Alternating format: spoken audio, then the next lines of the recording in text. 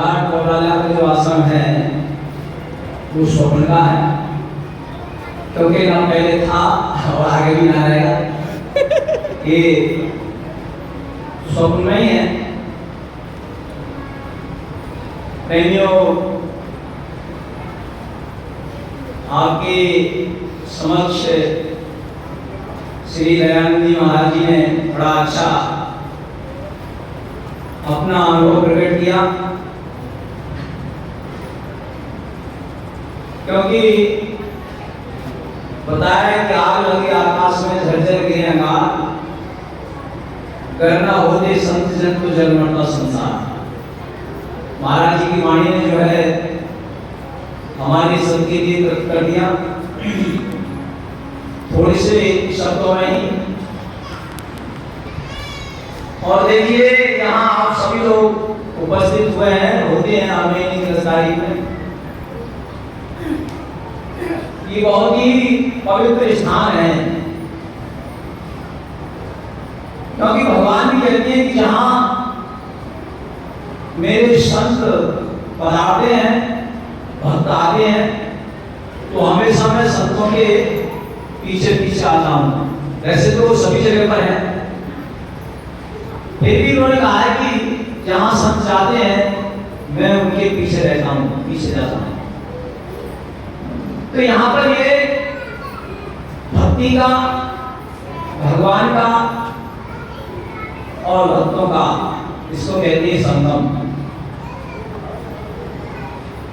संगम जो माना जाता है जहां तीन चीजों का मिलन होता है, भक्ति, भगवान और भक्त।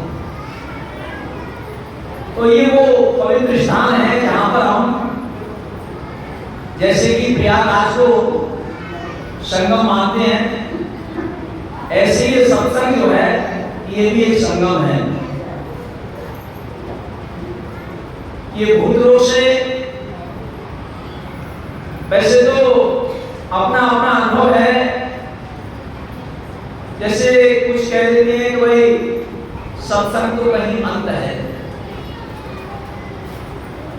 और मेरा जो अनुभव है मैं अपने अनुभव से बता रहा हूं, क्योंकि अपने अपने जैसा जैसे जिसने शास्त्रों के द्वारा या अपने विचारों के द्वारा निश्चय किया है, हमारी जो मन की वाणी है, शब्द है, परमात्मा हमारी वाणी में भी प्रकट होता है। बताया है कि वक्ता के मैं मुख वसु, इस वाणी के द्वारा ही भक्ति शंका का समाधान किया जाता है। धर्म का जो नाश होगा इस वाणी के द्वारा ही होगा, और यही वाणी, क्योंकि वाणी दो प्रकार की होती है, एक वाणी विष से भरी होती है और एक वाणी अमृत से भरी होती है। क्योंकि संत की वाणी के लिए कहते हैं अमृत वाणी। शास्त्रों में लिखा होगा, आप देखा होगा, आपने पढ़ा होगा अमृत वाणी, क्योंकि संत वाणी जो है वो अमृत वाणी है, उसने अमृत को प्राप्त किया है, इसलिए उसका तन, उसका मन, उसका धन सभी अमृतमय हो जाता है। यहाँ जो हम प्रसाद लेंगे, भोजन लेंगे, उसको क्या कहते हैं? प्रसाद, गुरु प्रसाद, क्योंकि ये गुरु का प्रसाद है, जिसको खाकर के हम पवित्र होते हैं। तो प्रेमियों, वाणी जो है यही हमारे लिए लक्ष्य तक पहुंचाती है, क्योंकि पहले उसको संदेह मुक्त किया जाता है। जब तक वो संदेह मुक्त नहीं होगा, उसके अंदर भय है, चिंता है, शोक है, ये तीनों प्रकार के ताप जब तक उसके अंदर हैं, तब तक वो यहां से संसार से निकल नहीं पाता, निकलने की कोशिश करता है। जब भय से, चिंता से और संशय से जब मुक्त होता है, क्योंकि दीवार वो टूट गई, पर्दा हट गया तो फिर आगे बढ़ेगा। तो यहाँ पर पहले उसको संदेह मुक्त किया जाता है। इसलिए कहिए कि बड़े भाग पाए सत्संगा, बिन प्रयास हो भव है भंगा। सत्संग जब हमको प्राप्त होता है, जैसे कि वो अंदर वाला जो सत्संग है गुणात्मक, उसके लिए तो कोई कोई प्राप्त करता है, मगर ये जो सत्संग है ये सबके लिए प्राप्त होता है। और जिसको भी मार्ग मिला है, परमात्मा की तरफ जाने का जो रास्ता मिला है, वो यहीं से मिला है। कोई कहे कि भाई यहाँ पर परमात्मा का क्या है, तो जब कोई महापुरुष आता है, सत्संग आता है, तो वो अपना ऑफिस जो बनाता है वो मनोराज्य ही बनाता है, और इस मनोराज्य से ही जो है हमारे लिए अनुमति मिलती है आगे जाने के लिए, क्योंकि इसको कहते हैं मनोराज्य। यहाँ का राजा कौन है? मन। हर व्यक्ति जो होता है वो सब मनमती होते हैं। पहले मनमती होने के बाद में जब हमारे ऊपर ईश्वर की कृपा होती है तो शास्त्रमती हो जाते हैं, शास्त्र का अध्ययन करने लगते हैं, शास्त्रमती हो गए, शास्त्र जैसे कहता है वैसे चलने लगे। तो शास्त्र कहता है कि गुरु के लिए, शास्त्र गुरु के लिए कह रहा है कि भाई गुरु धारण कर, दीक्षा को प्राप्त कर। दीक्षा जब हमको प्राप्त होती है तो दीक्षा क्या कहती है कि सत्य को धारण कर, सत्य से ही तेरा कल्याण होगा। तो गुरु जैसे शास्त्र गुरु के लिए कहता है, तो गुरु से दीक्षा प्राप्त कर। अब गुरु कौन है? गुरु वैसे हमारे भक्तिराम महाराज जी ने और भी संतों ने 4 प्रकार के गुरु बताए हैं: धर्मशील, प्रज्ञ वैरागी, विज्ञानी और ब्रह्मलीन। ये 4 पद है गुरु के। गुरु भी 4 बताए, जैसे कि एक गुरु चंदन जैसा बताया है, शीतल। एक गुरु पारस जैसा, और एक गुरु जो है पारस जैसा है, एक जो पारस जैसा गुरु है कि वो शिष्य के लिए सोना तो बना सकता है, मगर वो पारस नहीं बनाएगा, अपने जैसा नहीं करेगा। एक गुरु है दीपक जैसा। तो दीपक के लिए कहते हैं कि भाई दीपक सबको प्रकाश करता है, मगर उसके नीचे खुद अंधेरा रहता है। मगर जहां अंधेरा दूर करना है तो वो दीपक दूसरे का सहारा लेता है। एक दीपक के दोहरे जब हम दूसरा दीपक रख देते हैं तो उस दीपक ने उसके नीचे का अंधेरा मिटा दिया, और उस दीपक ने उसके नीचे का अंधेरा मिटा दिया। एक दूसरे के माध्यम से दूसरे का अंधेरा दूर हो जाता है। तो गुरु एक चंदन जैसा शीतल, एक पारस जैसा जो लोहे को सोना बनाता है, और ये गुरु होता है भौरा जैसा। जैसे भौरा है, भौरा क्या करता है कि एक जो टट्टी के गुल्लों को बना करके, टट्टी के गुल्ला बना करके जो रुकाता है, ऐसे उस कीड़े को पकड़ करके और पहले उसे खूब मारता है। मार करके जब बेहोश कर देता है, बेहोश करने के बाद में उसको छोड़ देगा, और कुछ समय के बाद में फिर उसके पास में बैठ करके अपनी गुंजाइश सुनाता है, फिर उसको अपने जैसा ही बना देता है। तो भौरा जैसा गुरु, चंदन जैसा, दीपक जैसा और पारस जैसे, ये 4 प्रकार के गुरु हैं। इसमें दीपक जैसा जो गुरु है वो श्रेष्ठ माना गया, और एक भौरा जैसा जो अपने जैसा ही उसको बना देता है कि वो कीचड़ में से निकाल करके और उसको अपने जैसा बना दे। तो 4 प्रकार के गुरु में 2 प्रकार के गुरु श्रेष्ठ बताए। इसलिए कहा कि गुरुबिन भवनित करे न कोई, चाहे रंग संकर्षण हुई। भले ही वो ब्रह्मा के समान सृष्टि को रचने वाला है, गुरु के बिना कर नहीं सकता। शंकर जी के समान सृष्टि का संहार करने वाला है, गुरु बिना कर नहीं सकता। तो गुरु किसको कहा? गुरु ये जो आत्मा है, आत्मा ही सबका गुरु है। आत्म ज्ञान विनागर भटके, क्या मथुरा क्या काशी, मृग की नाभि में कस्तूरी और सुगंध मन घासी। मृग की नाभि में वो कस्तूरी को मतलब मृग की नाभि में कस्तूरी है, खुशबू उसके अंदर है और सूंघ रहा है वो घास से लिए, बाहर देख रहा है खुशबू बाहर से आ रही है, खुशबू अपने अंदर है। तो इसीलिए वो जब तक उसको आत्म ज्ञान नहीं होता, आत्मा का बोध नहीं होता, क्या हुआ? वेदों को पढ़कर भेद कर जाना नहीं, आत्म ज्ञान के बिना मोक्ष को पाना नहीं। जब तक उसको आत्म बोध नहीं होता है तब तक मोक्ष की प्राप्ति नहीं होती। तो मोक्ष को प्राप्त करने के लिए हमें आत्म ज्ञान की जरूरत है, वही गुरु है। क्योंकि बताया है हमारे महापुरुषों ने शब्द गुरु सुरती चेला, जो सुरत है वो शिष्य है और जो शब्द है वही गुरु है। तो वही आत्मा है, शब्द से धरती बनी, शब्द से आकाश, शब्द ही शब्द हुआ प्रकाश, सारी सृष्टि शब्द के पाछे, नानक शब्द घटाकर आछे।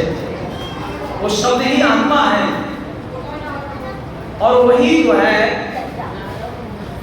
जैसे कि बताया कि बिना आंख के देखता है, बिना श्रवण के सुनता है।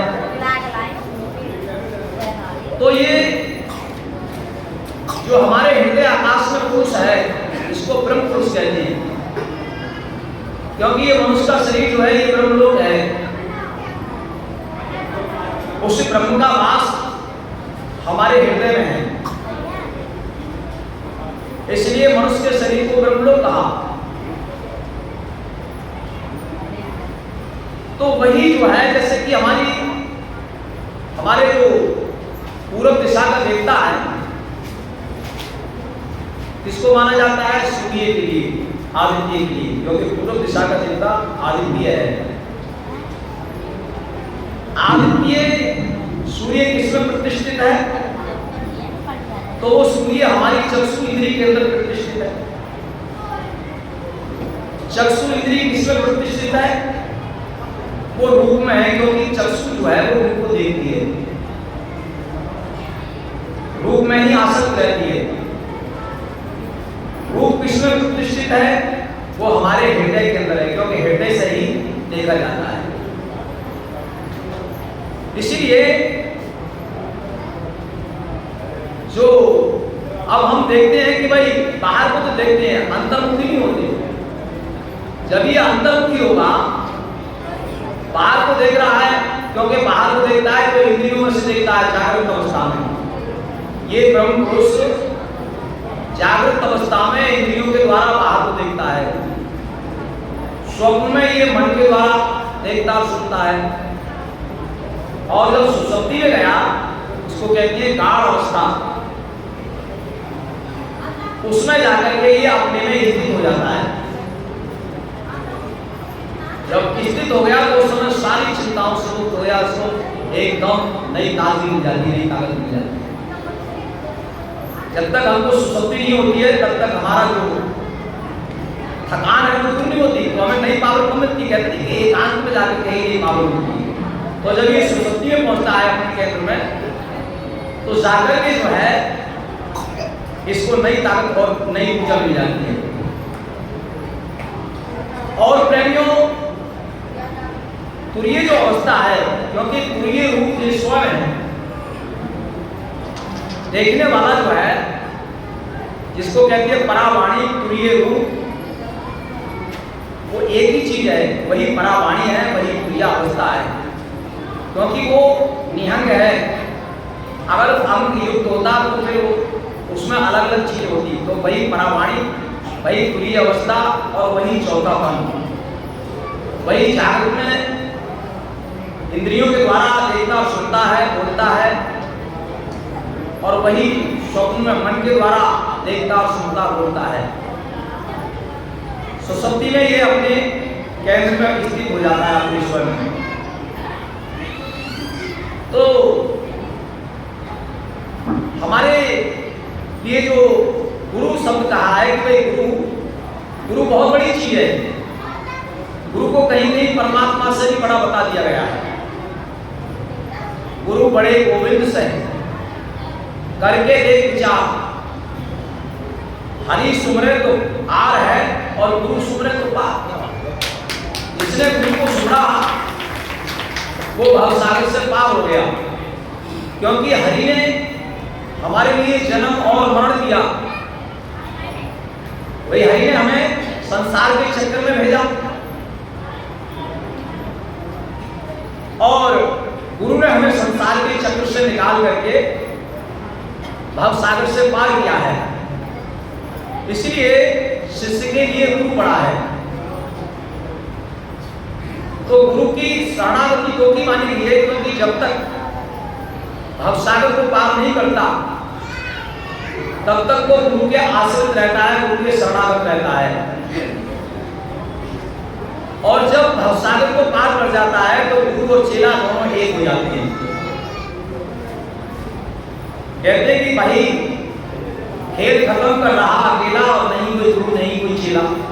जब भवसागर पार हो गया तो फिर गुरु और चेला नहीं रहते हैं। जब तक भवसागर में है तब तक गुरु और शिष्य, जब तक हमने गंगा पार नहीं की है तब तक हमें मल्लाकी और नाव की जरूरत है। गंगा पार करने के बाद में फिर उसको ना नाव की जरूरत रहती है ना मल्लाह की जरूरत रहती है। तो ऐसे ही प्रेमियों जैसा हम यहाँ पर निश्चय करते हैं, निश्चय करके जाएंगे, वैसा ही मरने के बाद में कहते हैं अंतमति तैसी गति। जैसी मति को आप यहाँ से धारण करके जाओगे वैसी ही मति आपको शरीर त्यागने के बाद में प्राप्त होगी। तो हमारा पक्का निश्चय यही हमको कर लेना है। जीवन खावे जीवन पावे जीवन मुक्त निवासा। मरने के बाद में जो मुक्ति बतावे झूठा विश्वास। मरने के बाद में किसी की मुक्ति नहीं हुई। जो भी मुक्त हुआ है पहले भाई जीते जी हुआ है। तो जीते जी जो जीवन उसको कहते हैं जीवन मुक्त। जीते जी जो है वो जीवन मुक्त है। फिर वही शरीर को त्यागने के बाद में विधेय मुक्त होता है। जब शरीर से त्याग दिया, सूक्ष्म शरीर के लिए भी त्याग देता है, कारण शरीर को भी त्याग देता है, स्थूल को भी त्याग देता है। परमात्मा को जब प्राप्त होता है तो फिर उसको विधेय मुक्त कहते हैं, वो विधेय मुक्त हो जाता है। तो परमात्मा को प्राप्त करने वाले जो तत्वदर्शी होते हैं, तत्वदर्शी के लिए कहीं जाना नहीं पड़ता, क्योंकि उस तत्व का वो तत्व जो परम तत्व है वो जर्रे जर्रे में है, कण कण में है, रोम रोम में है। उसको रोमनाशक, सर्वव्यापक, कण कण में जर्रे जर्रे में व्यापक कहा गया है। वो सभी जगह पर है। इसलिए तत्व ज्ञानी हर जगह परमात्मा को देखता है। हर जगह, अब ये जगह किसमें है? तो जगह परमात्मा में। वो सब जगह है तो सब जगह किसमें? सब जगह उसी परमात्मा के अंदर है। तो वो परमात्मा नरक में भी है, स्वर्ग में भी है, और वो परमात्मा जो है वैकुंठ में या सतलोक में या अकाल लोक में, अनामी लोक में, उस सभी में विराजमान है। ऐसी कोई जगह नहीं है जो परमात्मा से खाली हो। आधे हिस्से में संसार है तो उस आधे हिस्से में भी वही है और सब में वही है। तो हमें गुरु के द्वारा उसी को जानना है जो हमारा लक्ष्य है। जब तक हमें अपने लक्ष्य की जानकारी नहीं होती है तब तक हम भटकते रहते हैं। अपने लक्ष्य तक पहुंचना ही मानव का धर्म है। क्योंकि इसीलिए संसार में हम आए। 84 लाख योनियों में गुरु को मिले हमारे लिए, मगर स्वार्थी मिले। पुरुषार्थ कराने वाला, परमार्थ कराने वाला नहीं मिला। तो परमार्थ कराने वाला जो गुरु मिलता है वो संसार में संत ही मिलता है। इसी का संत बड़े परमार्थी शीतल जिनके अंग, तपत बुझावे जीव की दे देकर सत्संग। तो संत जो है जीवन में जब मिल जाता है तो हमारे सभी अंग तृप्त हो जाते हैं। जब आपका मन पवित्र हो गया, आपका मन शीतल हो गया, तो फिर ये इंद्रियां भी शीतल हो जाएंगी, क्योंकि इंद्रियां किससे प्रकाशित होती हैं?